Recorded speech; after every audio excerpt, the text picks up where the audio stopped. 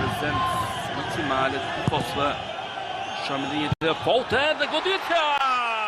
Shënon golin e dytë, Jeremy Doku në minutën e 42, fiton në duel brenda zonës së 5 metrave dhe me një goditje të shpejtë nuk i lë as një mundësi portierit të Benabit